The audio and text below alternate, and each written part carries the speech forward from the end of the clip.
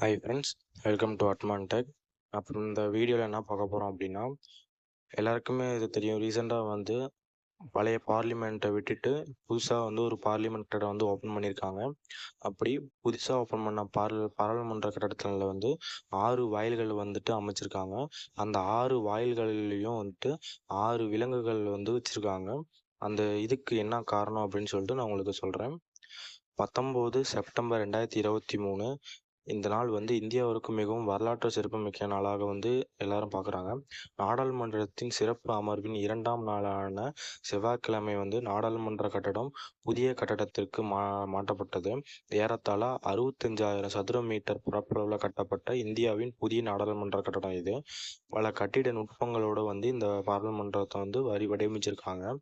புதிய பாராளுமன்ற கட்டடத்தின் ஒவ்வொரு மூலை, சுவர்கள் மற்றும் கதவுகளை அலங்கரிக்க புராண நம்பிக்கைகள் மற்றும் பாரம்பரிய இந்திய கலாச்சாரத்தின் உதவியை வந்து எடுத்திருக்காங்க. பாராளுமன்ற கட்டடம் குறைந்தது 150 ஆண்டுகளாவது நிலைத்து நிற்கும் வகையில் வடிவமைக்கப்பட்டிருக்கு. பூகம்பங்களோ அல்லது பலத்த புயலோ கூட அதை சேதப்படுத்த முடியாது அப்படின்னு சொல்லிட்டு அதோட ஆர்கிடெக்சர்லாம் சொல்கிறாங்க. இதுவரை இந்திய நாடாளுமன்றத்தின் பெயரை சொல்லும் போதெல்லாம் மத்திய பிரதேசத்தில் அமைந்துள்ள சௌசத் யோகினி கோயில் வடிவமைப்பில் கட்டப்பட்ட வட்டமான பாராளுமன்றம் படம் மட்டுமே வந்து நம்ம நினைவுக்கு வந்தது.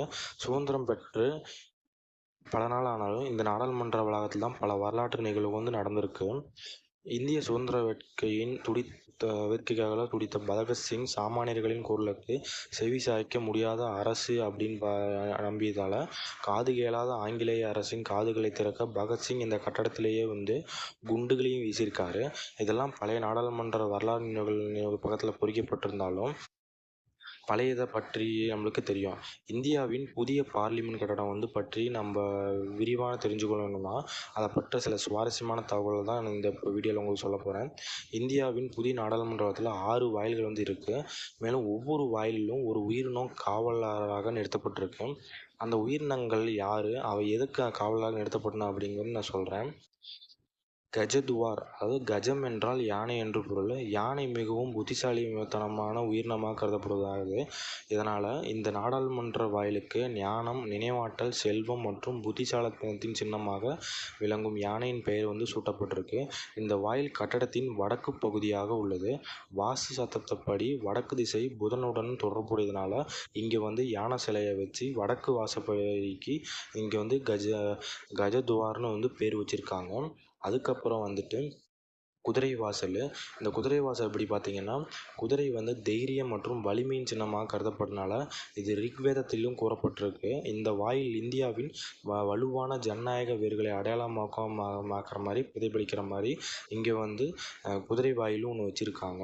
அதுக்கப்புறம் வந்துட்டு கருட வாசல். கருடன் விஷ்ணுவின் வாகனமாக கருதப்படுகிறதுனால, மேலும் பறவைகளின் அரசன் கருடனால் சக்தி, மதம் மற்றும் கடமைகளின் சின்னமாக வந்து இங்கே கருதுகிறாங்க.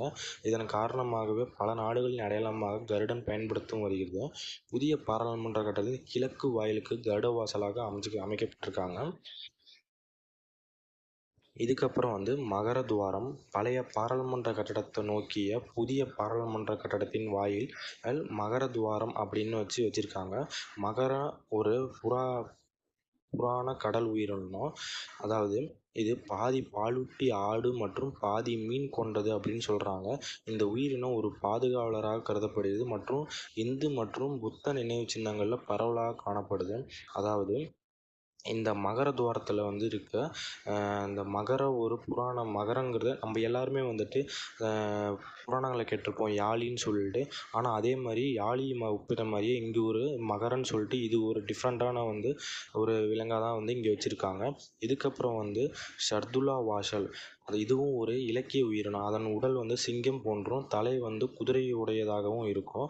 புதிய பாராளுமன்ற கட்டடத்தில் வந்துட்டு அதிகாரத்தின் சின்னமாக வந்து ஷர்துலா வந்து வைக்கப்பட்டிருக்கு. இது அனைத்து உயிர்களிலும் மிகவும் சக்தி வாய்ந்ததாகவும் முதன்மையானதாகவும் இந்த இது கருதப்படுறது. இதுக்கப்புறம் வந்துட்டு ஹம்சவாசல்னு சொல்லி வச்சுருக்காங்க. சரஸ்வதி தேவியின் வாகனமான அன்னம், இது சமஸ்கிருதத்தில் ஹம்சா என்றும் அழைக்கப்படுகிறது. அன்னம் விமானம் மற்றும் ரட்சிப்பின் சின்னமாக பார்க்குறாங்க.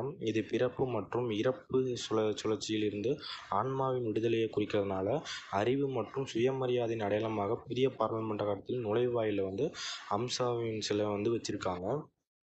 உங்களுக்கு புதிய நாடாளுமன்ற கட்டடத்தை பார்க்கும் வாய்ப்பு கிடைச்சிது அப்படின்னா இந்த விலங்கு வாயில்கள்லாம் அதன் சிறப்புலாம் இப்போ இந்த வீடியோ பார்த்துட்டு நீங்களும் வந்துட்டு இங்கே இருக்க 6 வாயில்களையும் போயிட்டு பார்த்துட்டு வாங்க.